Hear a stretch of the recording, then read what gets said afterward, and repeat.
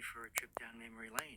I was pleasantly surprised to see for the first time that on the Ticketmaster ticketing app, they keep a record of they have kept a record of my past concert attendances, and yeah, obviously buying a ticket from Ticketmaster. So you can see the tab on the right says past, and there's 42 concerts.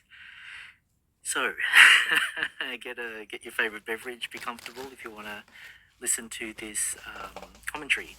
So yes, this is just on Ticketmaster, mind you. I also use Ticketek, but I don't believe they record or keep a record of your past concert attendances. I can check Ticketek afterwards, but yeah, I think Ticketmaster, I'm not sure why they've done this. I've not seen this before.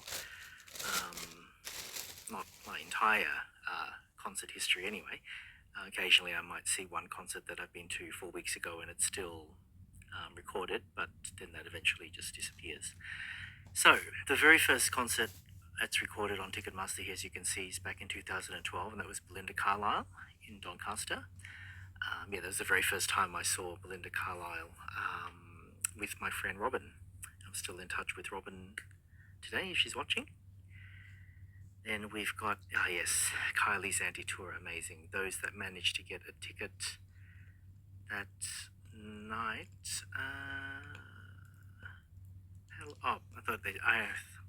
I hesitated. I thought it said Palais Theatre. No, that's in St Kilda. I thought they had the venue recorded wrong. The Palace Theatre, yes, is along Burke Street in Melbourne, those that know that venue. It was so popular that she had a second tour that same night, like a second gig. So one of my closest friends attended the first show, and then by just sheer popular demand, of course, Kylie, she did a second show that night, so back to back. I don't think she's ever done that before. Like usually her concerts are, a day apart or the next day, not the same evening. Why it's called Anti-Tour is because she performed for the first time in a live show. The set list was made up of demos or B-sides of her songs. And it was an intimate venue, the Palace Theatre. So yeah, that was an amazing show. Very much a highlight, many highlights of Kylie's attendances, obviously, and you'll see her multiple times, I'm sure, in this history.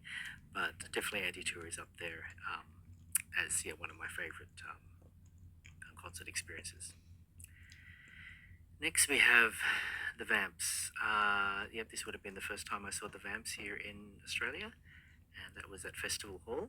I don't have much to say. Whenever I will comment if there is a support act that rings a bell or has any significance for me. But the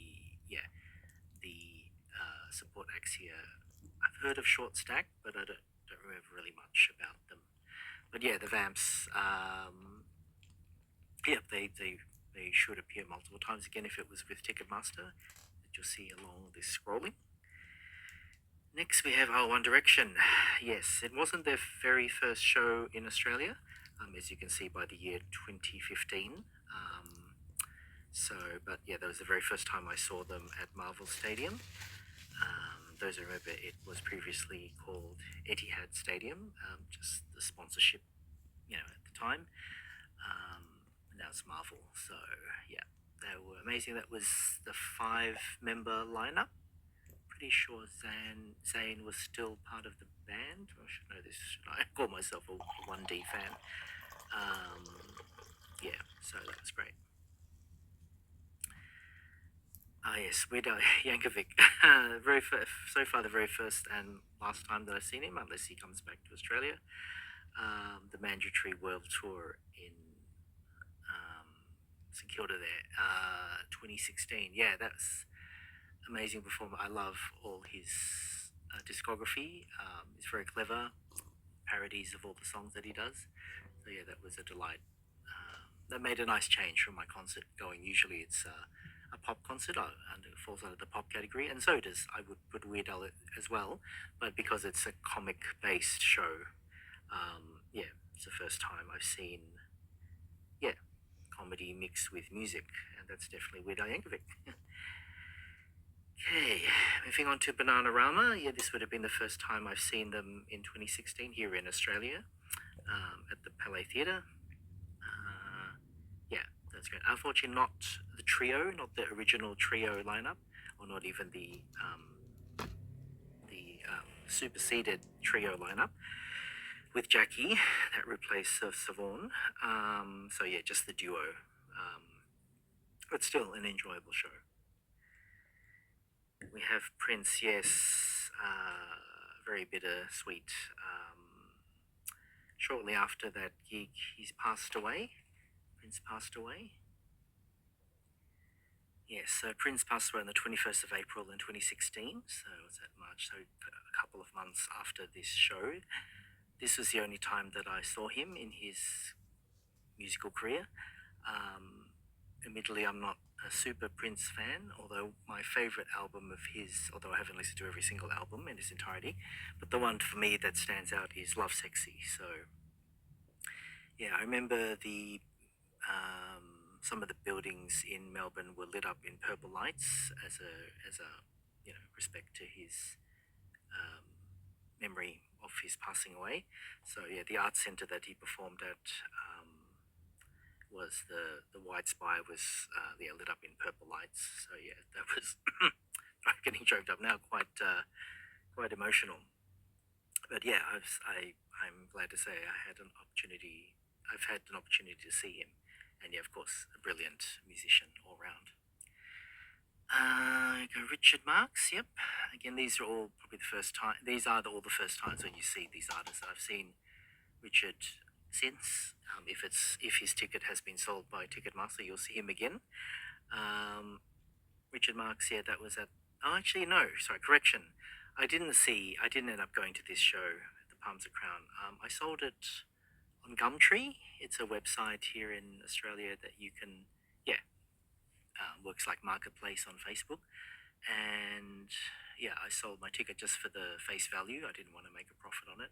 I'm amazed anyone took up my offer actually. So I remember the woman who bought my ticket paid me in cash that night. It did clash with another show. I think it would have clashed with Bananarama perhaps. I can't remember now, but it did clash with another show, so that must have been through Ticketek, I assume. So on the 10th of June 2016, another concert I attended, and I couldn't go to both. The one I chose to go to instead of Richard Marx would have been someone or an artist I wanted to see more. So yeah, I foregoed my ticket to Richard Marx, but I have seen him since, but not that night. Yeah. So I didn't see him at Palms of Crown that night. Next is Culture Club at Sydney My Music Hall. That's Sydney spelled SIDNEY, not not in New South Wales, here in Melbourne. As the first time I saw Culture Club, so yep, great. Boy George and Culture Club. Not much more to say there. In Stereo, thinking who or what is that? In Stereo it was a three-piece male band. They've defunct now. They didn't even reach album stage. They had a couple of EPs, and yeah, they played at the Palms of Crown. So yeah, quite short-lived, but still an enjoyable show. Justin Bieber, yes, the very first time I saw Justin at the Marvel Stadium. Yeah, amazing performer. I know people have quite differing opinions about him in terms of where he's at now in terms of his music career. But yeah, I look forward to when he comes back to Australia. The last concert, again, if it's with Ticketmaster, we'll see it here, was cancelled due to he had that facial paralysis condition.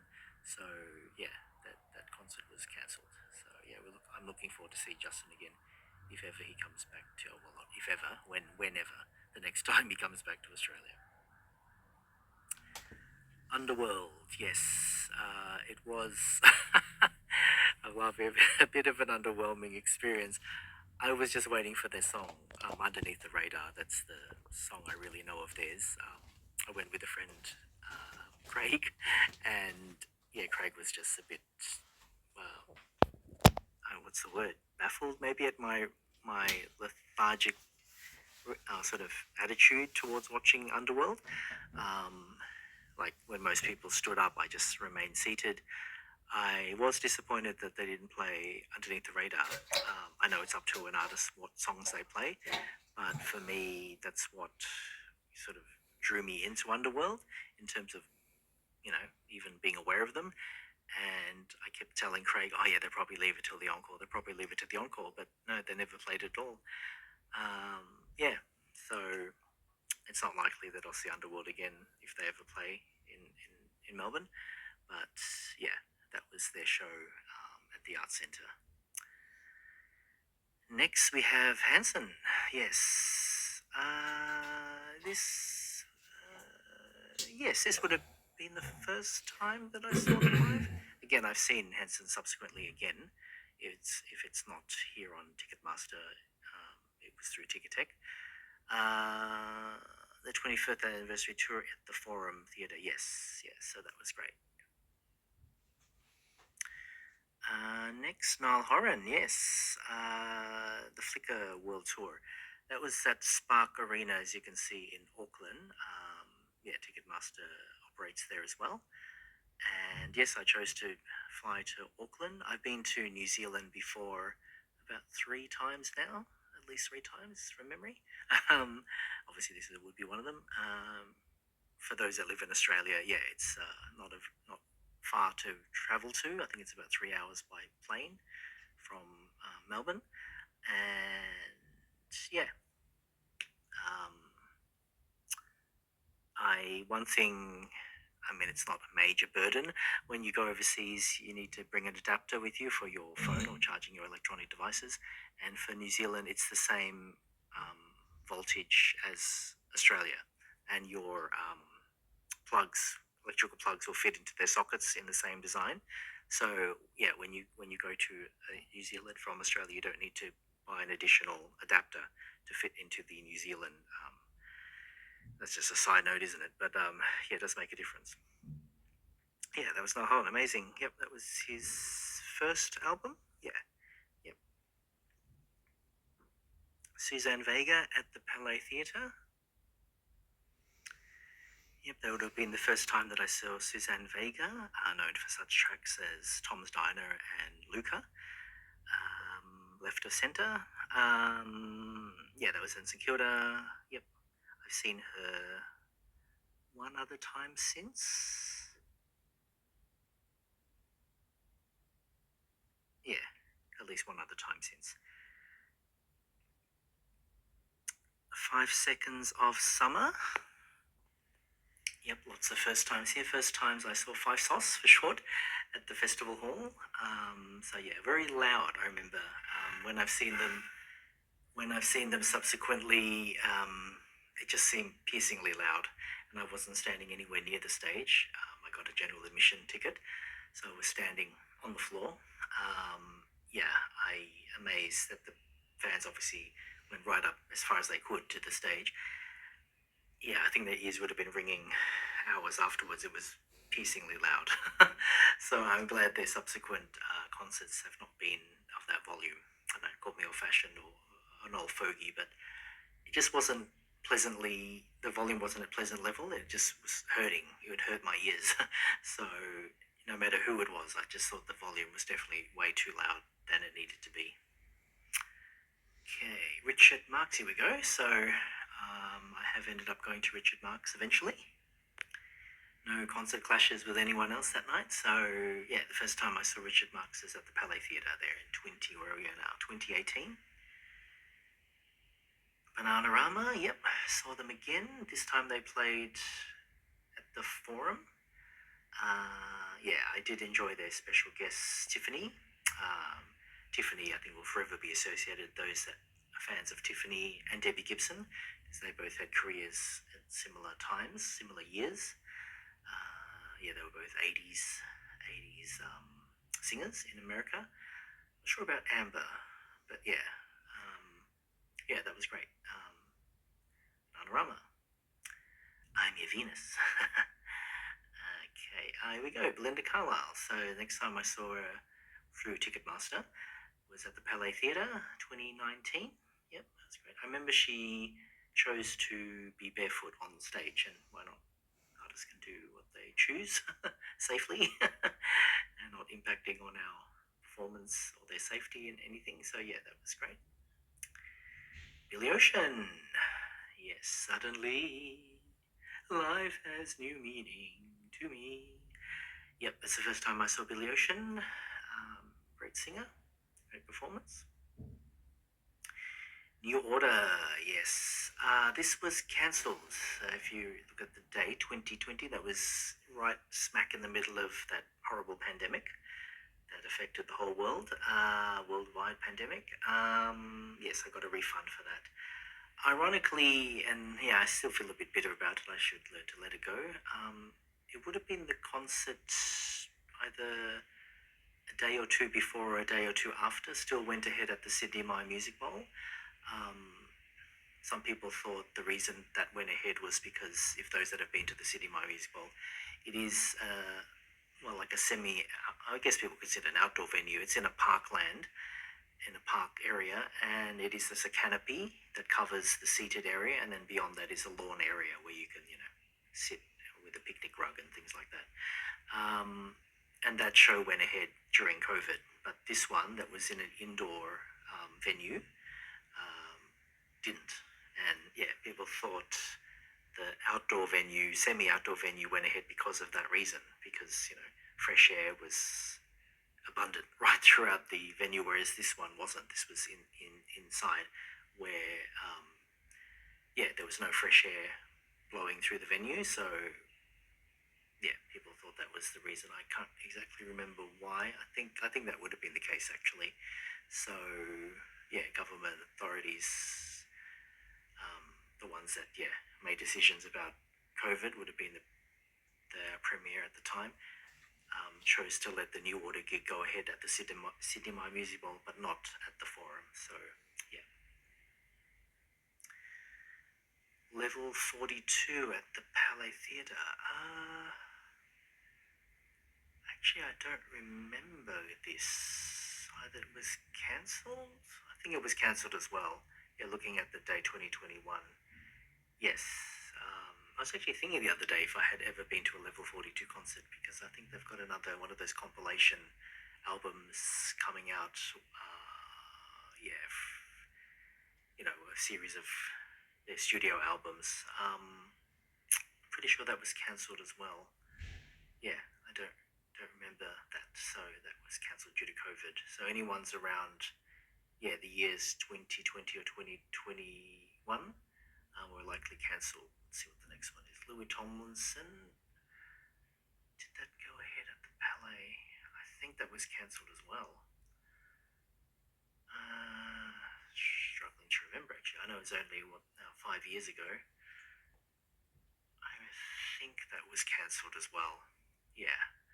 I have seen Louis Tomlinson in concert, but the Palais Theatre doesn't come to mind. So, yeah, I think there's a slew of cancellations due to COVID. Harry Styles, The Love on Tour. Yes, so COVID is probably still floating around, unfortunately. We're still recommended to get our vaccinations, but our concerts resumed. So by 2023, concerts were back to normal as much as they could be. And yes, I do remember going to this concert at Marvel Stadium. So, yeah. I did choose a VIP package. I know they're more expensive, but I thought I'd just treat myself. So, yeah, that was great. I got a seat. It was a seated ticket. Richard Marx, yes, I did go to this one. Again, 2023. So, concerts returning to the music scene. This one had a Q&A component that I chose to add on to my ticket, and I do remember it fondly that Richard saw me amongst the throng of people. I think he'd find it difficult to pick out, it's just pure luck, really, so I was really grateful for that. And I did ask a question associated with the Pet Shop Boys. I said, has he ever collaborated with an electronic group, for example, the Pet Shop Boys, or would he ever? And he did allude to some collaboration with someone that sort of fell into that category, like a synth sort of music or electronic. Yeah, that features on my YouTube channel, on this channel, so you can look it up by the playlist of concerts, or just look up Richard Marx, Ivan's Richard Marx, and you'll see that. I think I filmed the entire Q&A session, or maybe it was just my question. Anyway, that was a worth adding that component on. Even if I didn't end up getting to ask a question to Richard Marx, I still would have enjoyed it. Oh yeah, so there you go. That's the add-on. So you added on a VIP songwriter package to your ticket, which allowed you to attend the Q&A before the rest of the general public entered the auditorium. The Proclaimers, yes. At the first time I saw a couple of firsts here. The first time I saw a music act at the Athenaeum Theatre, as far as I can remember, in Collins Street in Melbourne. And the Proclaimers, that I will walk 500 miles. Yeah, the crowd was just ecstatic. They just, they're, it's a winner. If you go to the Proclaimers, you're going to have a good time. Okay, next, Def Leppard. You might be thinking, well, that's a bit heavy for my taste, especially coupled with Motley Crue. I'm more of a fan of Def Leppard than Motley Crue. More associated with just one album of Def Leppard's is Hysteria. It's my favourite album amongst their discography. Again, not that I've listened to every single one of their albums, and not that I've listened to every single one of Motley Crue's albums either. But Motley Crue were the support act, so they came on first, and then Def Leppard was the headline act. Although they're sort of built together, obviously one act had to come on first before the other one. I did enjoy Def Leppard more than Motley Crue, but it was the first time I saw Motley Crue live, so that was a good opportunity. So that was, I think, that was good. No, I think it was good. It was good, but I enjoyed Def Leppard's set list more. The Human League, yes, that's great. At St Kilda, that's what are they known for? Always be together, together in electric dreams. Yeah, amazing. Tina Arena, Love Saves Tour. Melbourne Town Hall. First time I saw England. I didn't even know they would have concerts at the Melbourne Town Hall. Those that live in Melbourne know the Melbourne Town Hall is,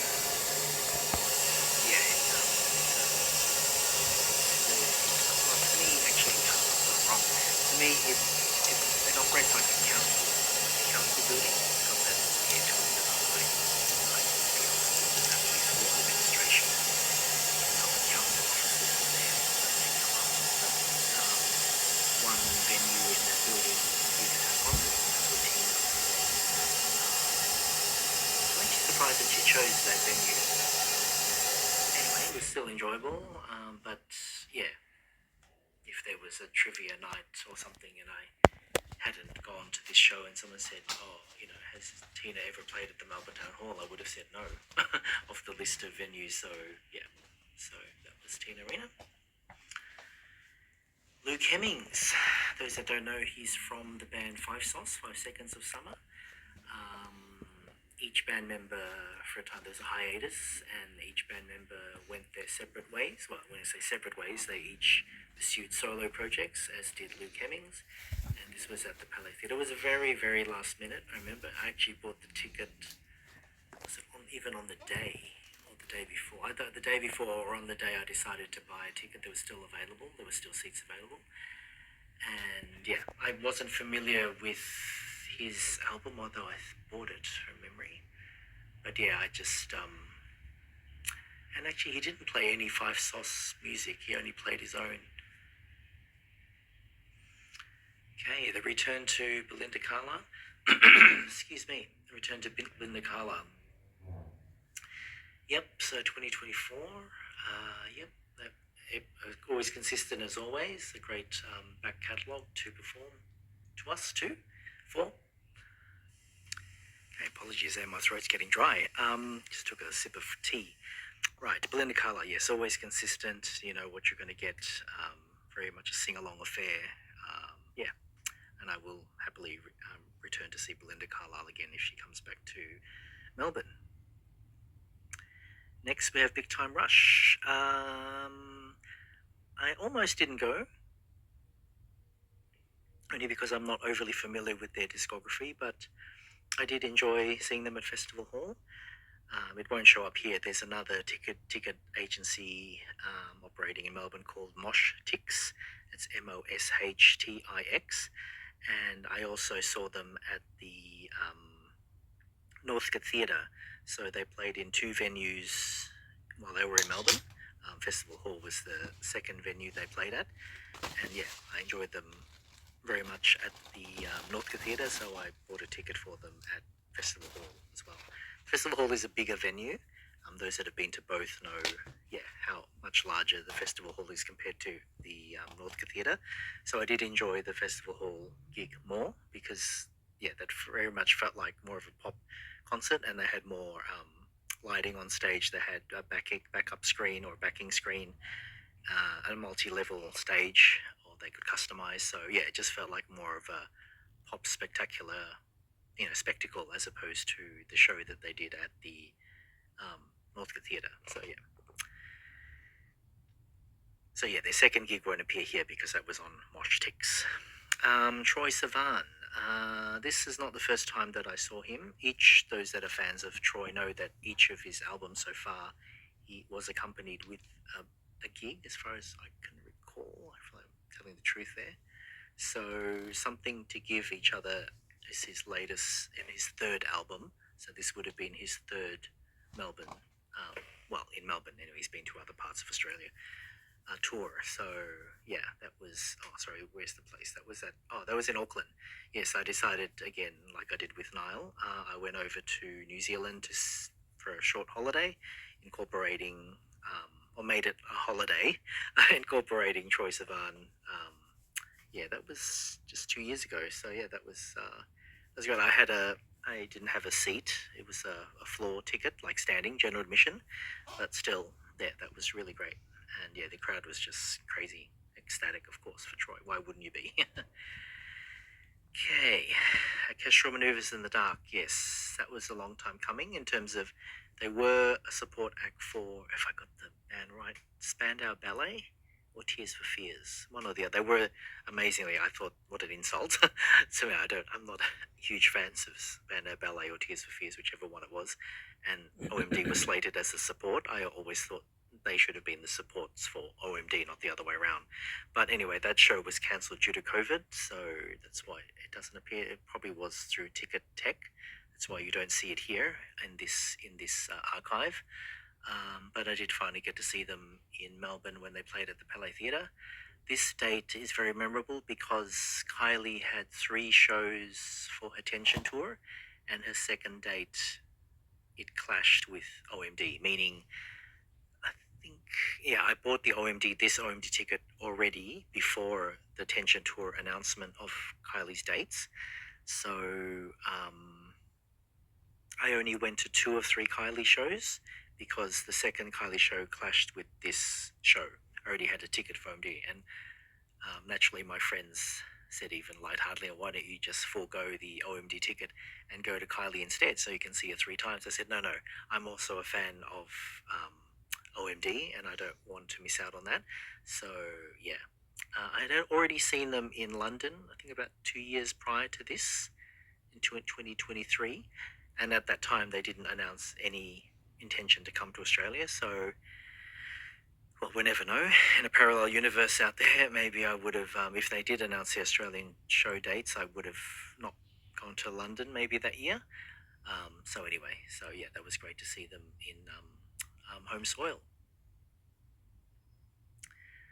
80s Mania. Yes, as you can see there, it's good that they listed because I would have forgotten. I think they added one more act as well from memory. They got their Wang Chung 1, 2, 3, 4, 5. I think they had 6 acts. I'm struggling to remember what the... Oh, no, I do remember. The Escape Club. Yes. The Escape Club was added, seemingly last minute. It's interesting they don't credit the credit them here. I guess originally the Escape Club wasn't included in the run of artists, so that's would explain why they're not recorded here. But yes, the Escape Club was added. So I have a familiarity with all of them, but more so of the list of Wang Chung, Shantuzis, and the Escape Club versus Brian Manick, Scott Kahn, and Katrina. So yeah, but still, it was a fun night. Yeah, it was great. Shantuzis were only two members of the original lineup, so but still, they were great. Yeah, if you remember, Shantuzis was kind of like almost, no, it seemed like 6 or 7 or 8 members. Yeah, only two original members remain as part of the Shantuzis. Tina Arena again. Yes, Don't Ask Again Tour 2025, just last year at the Palais Theatre. Yes, of course, Tina's always consistent and amazing to listen to. So, yeah, that was a great show. Billy Ocean again. Yes, the One World Tour.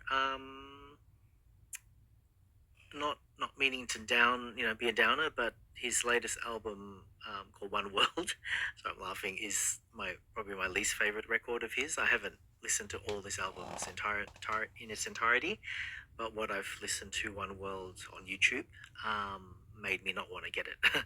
So to me, it just sounded just bland. I mean, I'm not a musician. It's easy for me to criticize, but or give an opinion, but yeah, it just lacked kind of anything that really popped. I mean, it doesn't mean he always has to have something poppy, because I consider him a pop act. But yeah, that album it sounded like just one song, one long song for like 40 minutes or 45 minutes or however long the album is. So yeah, although it was called the One World Tour, I'm glad he didn't play many songs from that new album, and he had a lot of back catalogue obviously that people wanted to hear, like Caribbean Queen, and When the Going Gets Tough, the Tough Get Going, etc., etc. So yeah, he knows what the audience wants. So I'm glad he had a nice balance there between old and new. Crowded House, yes, this have been the first time I saw them. I also saw them at Rod Laver. That might have been through Ticket Tech. Yes, but anyway, yeah, Crowded House. Neil Finn, amazing lyricist and musician. So yeah, that was enjoyable. I enjoyed that. I have also seen they said a Rod Laver, so that might have been a Ticket Tech, Ticket Tech ticket. So it may not appear here in this archive. Cliff Richard, yes, that was just last year. Probably getting towards the end of the list, I would think, if we're already getting to 2025 listings. Yeah, the very first time I've seen Cliff Richard. I do remember my late mother making, well, I think was a joke. I don't know now. Yes, my late mother, so she's since passed away. She passed away in 2008, so I can't verify. But when they were when she was choosing a name for me, when I was a baby, she said she considered calling me Cliff after Cliff Richard, and I'm glad she didn't. I prefer Ivan. So, Ivan compared to Cliff, yeah, definitely Ivan is more preferable. So, yeah, anyway, I enjoy Cliff. He's 85 years old, or he'll be 86 this year. So, yeah, amazing. So I don't have a basis of comparison to compare it with, because that was my first time seeing him, but his vocals were, yeah, great, and his energy level and his rapport with the audience, yeah. If I respectfully doubt if he'll come to Australia again, but if he does, yeah, I'm willing to see him again. Yep, 2 more to go, so thank you if you're watching this or listening to it, watching and listening till the end. The Human League, why does it say null? That's interesting. Why does it have that? Were they cancelled? Oh, I don't remember now. It's interesting. Null, okay. Well, let's go past that one. And this is also null. Why is that? Yeah. I'm not sure. Yeah, these 2 acts say null, where the other ones have got dates on them. they cancelled for some reason. It's all a blur. I have gone to many concerts. I'm privileged that I have had the opportunity to see this many. I know for some people you may be watching this and going, I've been to 142 concerts. That's amazing. But yeah, it's only 42 with Ticketmaster. So let's have a quick check at Ticketek. I don't think they keep an archive like this, but let's just have a quick look. Okay, yeah, I've switched to the Ticketek app. I don't want to show you what tickets I've got. I'd rather announce them in real time. You might think, what's the big deal? But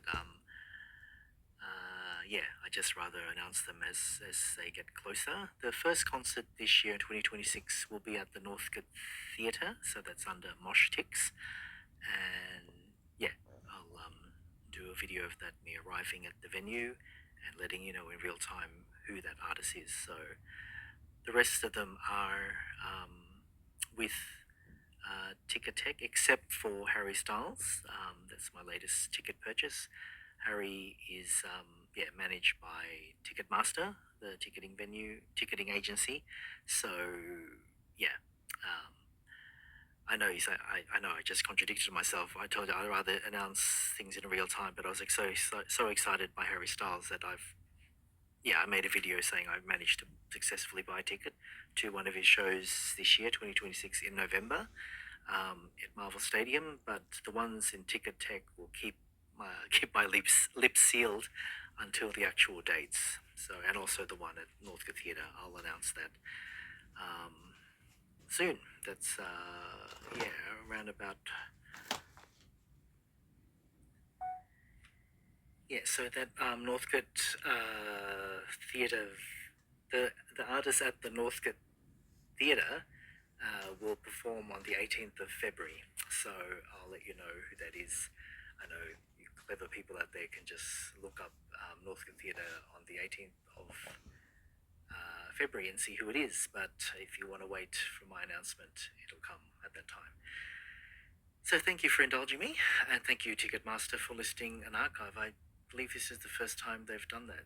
Whether this is just a temporary feature or it's a permanent feature, I don't know. But yeah, I'm happy to be reminded of all the shows I've bought through Ticketmaster. I wish Ticketek did the same.